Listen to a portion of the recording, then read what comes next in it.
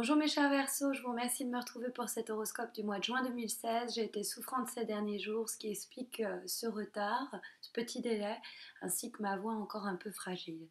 Alors que nous réserve ce mois de juin 2016? On a un tirage qui est assez clair, hein. Je pourrais vous délivrer d'emblée le message synthétique qui se dégage d'un simple coup d'œil comme ça à prime abord de ce tirage. Il semblerait que vous seriez que vous allez être au cours du mois de juin peut-être soumise à certains doutes, certaines confusions, certaines angoisses peut-être même.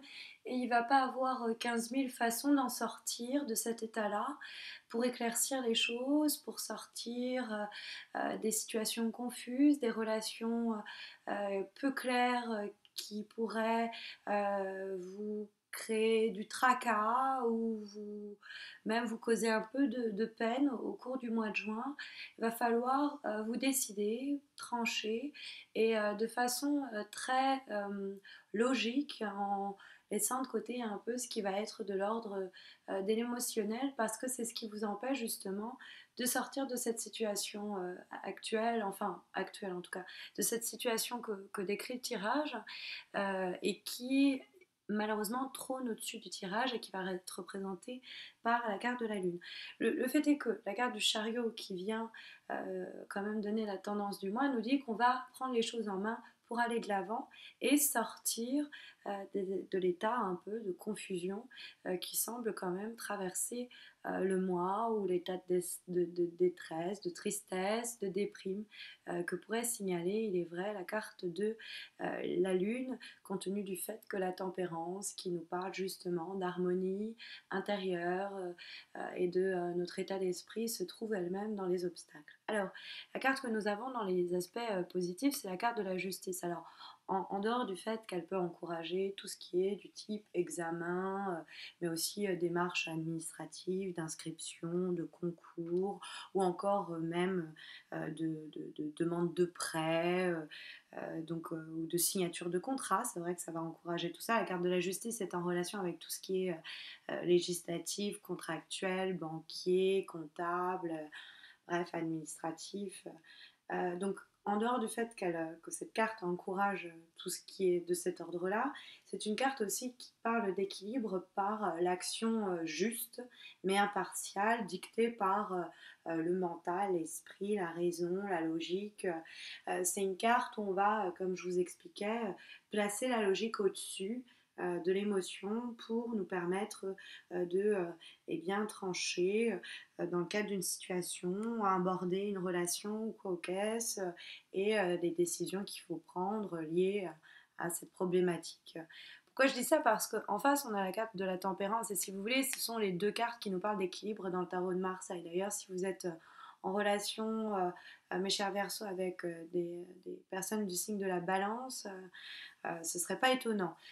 Parce que y a la balance, c'est déjà exprimé par la carte de la justice. Bon, vous êtes vous-même représenté par la tempérance. Alors, la carte de la tempérance, c'est une carte justement d'équilibre, mais vous voyez, elle est en train de verser l'eau d'une cruche à une autre, et puis elle n'arrête pas de faire ça. Alors que vous voyez déjà, la carte de la justice avait cette idée-là, avec cette balance où elle va peser, elle aussi, le pour et le contre. Mais elle va avoir une épée, elle va arriver à trancher. Alors que la carte de la tempérance, elle, c'est un peu infini son circuit de... c'est justement la circulation des énergies, et du coup, c'est la vie et on n'arrête jamais de le faire.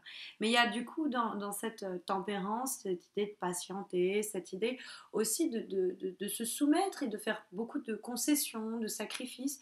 Là, c'est peut-être déconseillé pour soi, c'est un peu inutile. On a peut-être suffisamment mis de l'eau dans son vin, on a peut-être suffisamment patienté comme ça, on a suffisamment donné une chance, une seconde chance, une troisième chance, on a suffisamment essayé de se montrer ouvert au dialogue, à des compromis. Peut-être que maintenant il est temps de trancher, quoi. C'est-à-dire de utiliser encore une fois avec la carte de la justice dans les aspects positifs qui répond à la tempérance, qui est une carte plus sur le plan émotionnel, c'est utiliser plutôt votre tête, c'est-à-dire votre morale, vos valeurs, votre logique, votre raison, plutôt que votre cœur, c'est-à-dire vos émotions, votre compassion, votre tendresse, afin de trancher, de vous décider ou même de vous comporter en général. Peut-être qu'il y a des décisions qui vont être à prendre ou en finir avec certaines relations, notamment amicales, hein, la tempérance nous parle de ça, des amitiés peut-être troubles, des situations peut-être confuses, des relations qui mériteraient que on réfléchisse un peu à tout ça avant de couper les ponts, donc justement on pèse le pour et le contre, mais qu'on finisse par se dire ok, ça c'est terminé, pour sortir de cet état un peu confus que semble signaler la carte de la Lune, parce que la carte de la Lune elle est très connectée, si vous voulez, le chariot et la justice sont très connectés, parce qu'elles sont des cartes très concrètes, très engagées dans les démarches que l'on va mener, de ci, de ça, alors que la carte de la Lune et la tempérance, elles sont très connectées entre elles par ce côté sensible, émotionnel. La carte de la Lune, c'est aussi l'aspect psychologique, ça nous parle de ce que l'on refoule, de ce qui vient un petit peu nous parler la nuit tout bas à l'oreille et nous empêcher de dormir.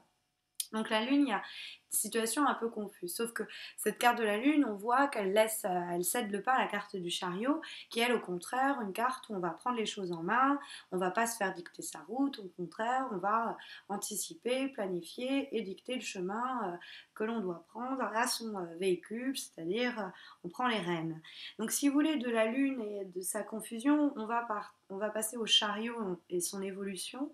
Donc on a cette idée de clarifier peut-être des choses qui restaient un peu nébuleuses, si on doit peut-être se pardonner ou se faire pardonner la carte de la justice, hein, on le fait en toute impartialité, on pèse si c'est possible, est-ce qu'on peut pardonner, on accepte les excuses si elles sont formulées, si on trouve que c'est juste, hein, mais pas parce qu'on pense qu'on aime l'autre, et vraiment, est-ce que c'est bien fait, est-ce que c'est fait dans les règles de l'art.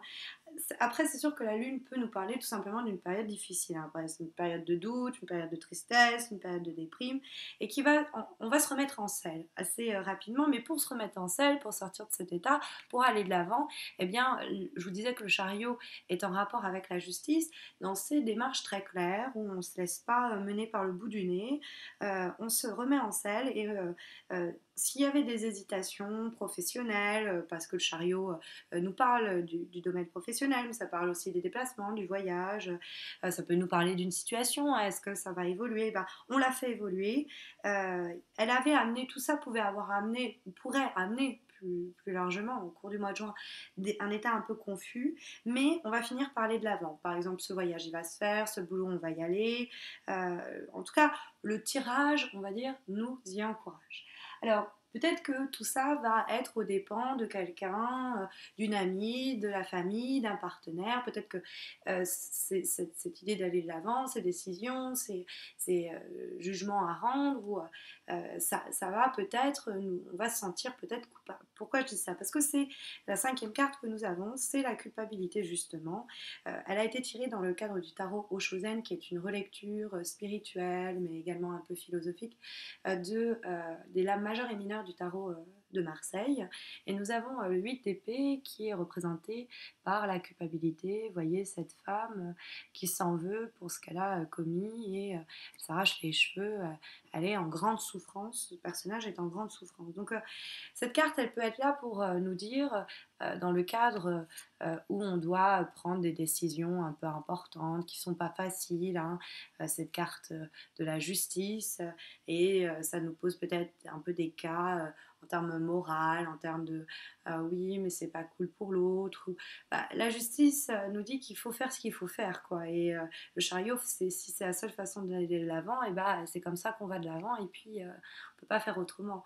Et il faut pas ressentir de la souffrance. C'est une des pires émotions, la culpabilité, parce que ça nous fait douter de nous-mêmes, on se sent minable, on se rabaisse, et c'est sûr qu'on aspire tous à être quelqu'un de mieux, on voudrait tous être plus vrai, plus sincère, bien envers les autres, envers qui on est, mais ça sert à rien de se blâmer, de se faire souffrir parce qu'on va s'enfermer dans un cercle où on va pas arriver justement à prendre certaines décisions à cause de cette culpabilité qui va nous empêcher d'avancer et de justement nous diriger vers quelque chose de mieux, vers une situation meilleure, parce qu'on a appris de nos anciennes erreurs et que voilà, même si il y a des fautes qui sont commises sur le chemin, c'est pas si grave que ça. On apprend, c'est en tombant qu'on apprend à marcher.